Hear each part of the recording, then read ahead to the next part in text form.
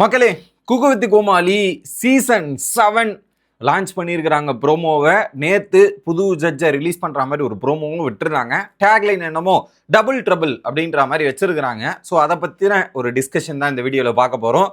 சேனலுக்கு புதுசாக இருந்தீங்கன்னா சப்ஸ்கிரைப் பண்ணிடுங்க. வீடியோ பார்க்குற அனைவருமே மறக்காமல் வீடியோக்கு ஒரு லைக்கும் ஐப்பும் பண்ணீங்கன்னா ரொம்ப ரொம்ப ரொம்ப யூஸ்ஃபுல்லாக இருக்கும். இப்போ கண்டென்ட்டுக்குள்ளே போயிடலாம். ஸோ கிட்டத்தட்ட குக்கு வித் கோமாளி அப்படின்ற ஒரு சீசன் வந்து பார்த்தீங்கன்னா ஒரு 6 சீசனாக கம்ப்ளீட் பண்ணிட்டு இப்போ 7வது சீசனில் வந்திருக்குது. அந்த கொரோனா காலகட்டத்தில் தான் நான்லாம் பார்க்க ஆரம்பிச்சேன்னு இந்த சீசனை. அதை பற்றிலாம் பேசுவோம். ஃபர்ஸ்ட்டு 2 ஒரு ப்ரோமோ ரிலீஸ் பண்ணியிருந்தாங்க. ஒன்று கோமாளிகள் போராட்டம் பண்ணுற மாதிரி, ஏன்னா போராட்டம் பண்ணி பிரச்சனைகள் இந்த மாதிரி இருக்குதுன்ற மாதிரி ஒன்று. இன்னொரு பக்கம் ஜட்ஜஸ் போராட்டம் பண்ணுற மாதிரி, இதுக்கு என்ன நியாயம் கொடுப்பாங்க அப்படின்ற மாதிரி தான் இருந்துச்சு இந்த ப்ரோமோ. ஸோ பழைய ப்ரோமோஸை விட இது கொஞ்சம் டிஃப்ரெண்ட்டாக ட்ரை பண்ணுறோன்ற மாதிரி ஒரு விஷயத்த பண்ணாங்க. பட் இந்த ஷோவை ஹிட் ஆக்கணுன்றதுக்காக புதிய ஒரு ஃபார்மெட்டை எடுத்துகிட்டு வந்திருக்காங்க. இதுக்கு முன்னாடி சீசனில் இருந்த ஃபார்மெட் என்ன? 6 சீசன் ஒரே ஃபார்மெட் தான். கோமாளி, குக்கு, ஜட்ஜு என்ன பண்ணுவாங்க? கோமாளியை ஃபஸ்ட்டு இன்ட்ரோடியூஸ் பண்ணுவாங்க. அதுக்கப்புறம் பார்த்தீங்கன்னா கோமாளி கூட பேர் பண்ணுவாங்க. Advantage task. அதுக்கப்புறம் பார்த்தீங்கன்னா மறுநாள் வந்து எலிமினேஷன் வீக் அப்படின்ற மாதிரி போயிட்டு சீசனை ட்ராவல் பண்ணிட்டு இருந்தாங்க. ஸோ இது இனிஷியலாக இந்த ஷோ ஆரம்பிச்சு எப்படி இந்த சீசன் 1, 2, 3 இந்த ஒரு 3 சீசன் வந்து பயங்கர ஹிட்டு.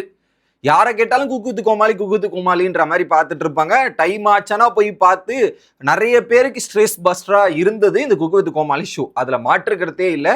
அதில் இந்த சீசனில் ஹிட்டான சீசன் என்னன்னா அந்த 1, 2, 3 தான். எல்லாருக்குமே ஃபேவரட்டான சீசன்னா சீசன் 2. அது யாருமே மறக்க மாட்டாங்க. அந்த அளவுக்கு ஒரு செம சீசன் அந்த அளவுக்கு இருக்கும். எனக்கும் இன்க்ளூடிங் மீ அது இதுவாக இருந்தது.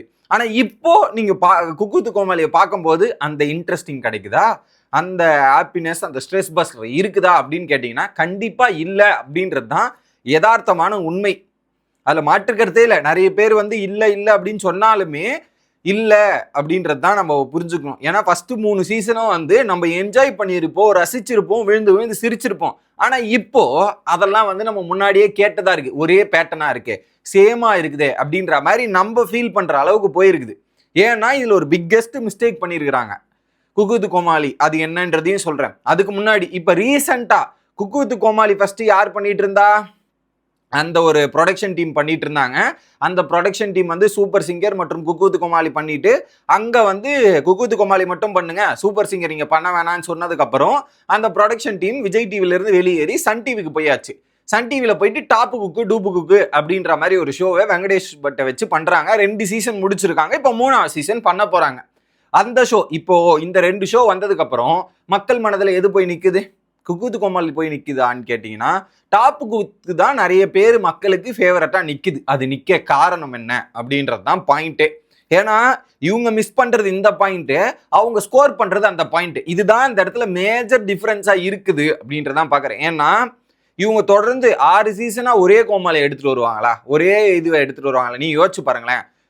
தங்கதுரையா இருக்கட்டும், குரேஷி எத்தனாவது சீசன்ல இருந்து வர? 2வது சீசனா 3வது சீசன்ல இருந்து குரேஷி டில் நோ டிராவல் பண்றாப்புல. அடுத்து சுனிதா டிராவல் பண்றாங்க. ஓகே, ஸோ இதுல அப்புறம் புகழ், இவங்கெல்லாம் டிராவல் பண்ணும்போது பார்த்ததையே தான் நம்ம திரும்ப பார்க்க முடியுது. நம்ம 1, 2, 3 சீசன் பார்க்கும்போது அது இன்ட்ரெஸ்டிங்கா இருந்ததுங்க. இப்போ அதை பார்க்கும்போது நமக்கு போரிங்கா இருக்குதா இல்லையா அப்படின்றதான் மேஜர் பாயிண்ட். இப்போ என்ன பண்ணியிருக்கிறாங்க? சரி, இப்போ இத்தனை சீசனா ஒரு பேட்டர்னை ஃபாலோ பண்ணிட்டோம், இந்த வாட்டி என்ன பண்ணுவோம், கப்புலா என்ட்ரி பண்ணிடுவோம், கப்புலா இது பண்ணிடலாம் அப்படின்ற மாதிரி கப்புள் பிளான் பண்ணியிருக்காங்க. ஸோ வரும்போதே கப்புலா வச்சுட்டு அங்கே ஷோவை நடத்தலாம் அப்படின்ற மாதிரி பிளான் பண்ணி வச்சிருக்காங்க. இதில் கோமாளியும் கப்புலா தான் கொடுக்க போறோன்ற மாதிரி சொல்லியிருக்காங்க. அப்போ கோமாளி ஒரு 8-10 பேர் வராங்கன்னா குக்கு அப்போனா 20 டோட்டல் மெம்பர்ஸ் கவுண்ட் 10 பேர்னா அப்போ 2 பேர்ன்ட்டு கப்புள்ஸ்ன்றதால 20 பேர் ஆயிடுது. அப்போ கோமாளியும் 20 ஆயிடுது. கோமாளியும் அதிகமாகுது. ஓகே, அதனால இந்த ஷோ ஹிட் ஆகிறதுக்கான வாய்ப்பு இருக்கா அப்படின்னு கேட்டீங்கன்னா வாய்ப்பு இருக்குது. ஆனால் அவங்க பண்ண வேண்டியது ஒரு விஷயம் இருக்குது மெயினாக. நிறைய புதுசா கப்புள்ஸ் எடுத்துட்டு வரீங்க. புது ஜட்ஜா ரோஜா மேடம் எடுத்துட்டு வராங்க. பட் அது நல்லா இருக்கும்னு நினைக்கிறேன். ஜட்ஜா ரோஜா மேம் எடுத்துட்டு வரும்போது நிறைய ஃபன் ஃபேக்டர் வரும். நிறைய அவங்க வந்து நிறைய டாமினேட் இந்த மாதிரி பண்றதுக்கான வாய்ப்பு இருக்கு. அது கொஞ்சம் இன்ட்ரெஸ்டிங்கா இருக்கும்ன்றது ஓகே. இந்த 2மும் எனக்கு பிடிச்சிருந்தது. அந்த கப்புள்ஸை எடுத்துட்டு வந்து இந்த ஷோவில் பார்ட்டிசிபேட் பண்ண வச்சா எப்படி இருக்கும்? ஏன்னா ஒருத்தருக்கு சமைக்க தெரியும், இன்னொருத்தருக்கு சமைக்க தெரியாது.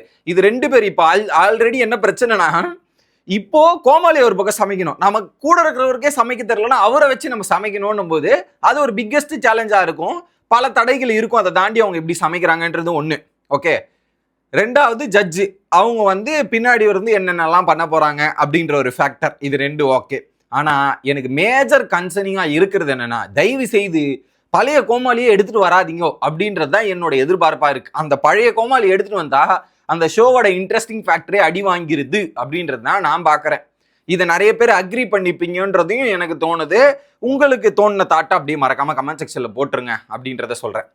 இதே நீங்க டாப் குக்கை எடுத்தீங்கன்னா அதுல நீங்க கோமாளிகளை பாருங்க. அந்த கோமாளிகள் எப்படி இன்ட்ராக்ட் பண்றாங்க, அவங்க எந்த அளவுக்கு ஒரு சுவாரஸ்யத்தையும் ஒரு இன்ட்ரெஸ்டிங் ஃபேக்டரையும் கிரியேட் பண்றாங்கன்றது கிளியர் கட்டா உங்களுக்கு புரியும். ஆனா இந்த ஷோ எடுத்து பாருங்க, தங்கத்துறையா இருக்கட்டும், ராமர், அதை தாண்டி என்ன இந்த பாட்டை போட்டுருவார். இதுதான் நடக்குதே தாண்டி அதை தாண்டி உங்களுக்கு பெருசா ஏதாவது அந்த ஷோவை கம்பேர் பண்ணும்போது இதை கம்பேர் பண்ணி பார்த்தாவே சிம்பிளா தெரியணும். அங்க யூனிக் கேரக்டர்ஸ் எடுத்துட்டு வராங்க, புதுசான ஆட்களை எடுத்துட்டு வந்து போடுறாங்க. இவங்க என்ன பண்ணுவாங்க, ஒரு கோமாளி இல்லையா, விஜய் டிவில யார் இருக்கா, இவன் ஷோ பண்ணாம ஃப்ரீயா இருக்காப்புல, இவரை எடுத்து இந்த ஷோவில் போடுங்க அப்படின்ற மாதிரி ஷோவை போட்டுட்டு இதுல டிஆர்பி வருதோ இல்லையோ நாங்களும் ஷோவை நடத்துற மாதிரி தான் இருக்குதே தாண்டி அதுல மக்கள் என்டர்டைன்மெண்ட் ஆகுறாங்களா, மக்களுக்கு எந்த என்டர்டைன்மெண்ட் பிடிக்குது அப்படின்ற ஒரு பாயிண்ட்டையும் யோசிக்கிற மாதிரி தெரியவில்லை. அதுல இன்னொரு இன்ட்ரெஸ்டிங் ஃபேக்டர் இந்த ஷோல ஆட் ஆயிருக்குது, அதையும் சொல்லிடுறேன், இதை சொல்லாம விட்டா தப்பு. ஸோ அந்த சாலின் ஜோயா மற்றும் ரக்ஷன் இதுல 2 கோ ஆங்கர்ஸா பண்ணியிருந்தாங்க. சீசன் 1ல வந்து பாத்தீங்கன்னா ஒரு பக்கம் நிஷா மற்றும் ரக்ஷன், அதுக்கப்புறம் மணிமேகலை அண்ட் ரக்ஷன், இப்போ ஜோயா அண்ட் ரக்ஷன். அந்த ஜோயா இருக்கிற ஒரு பயங்கரமான ஃபன் எலிமெண்ட் இருக்கும் நான் நம்புறேன். ஏன்னா அவங்களே ஒரு சீசன்ல வந்து ஃபன் பண்ணி அந்த குக்கா வந்து நிறைய விஷயங்கள்லாம் பண்ணியிருந்தாங்க, அது கொஞ்சம் இன்ட்ரெஸ்டிங்கா இருந்துச்சு. அந்த இடத்துல இந்த ஷோவை காப்பாத்துறது அப்படின்னு பார்த்தீங்கன்னா ஒரு பாயிண்ட்ல சாலின் ஜோயாவை வச்சு ஃபன் பண்ணலாம் நிறைய. அவங்க பேசுறது கொஞ்சம் நல்லா இருக்கும், அதன் மூலியமா கொஞ்சம் ஆடியன்ஸை பிடிக்கலாம். ரெண்டாவது ரோஜா மேம் வந்து ஏதாவது பண்ணாங்கன்னா இது ரெண்டாவது ஃபேக்டர்.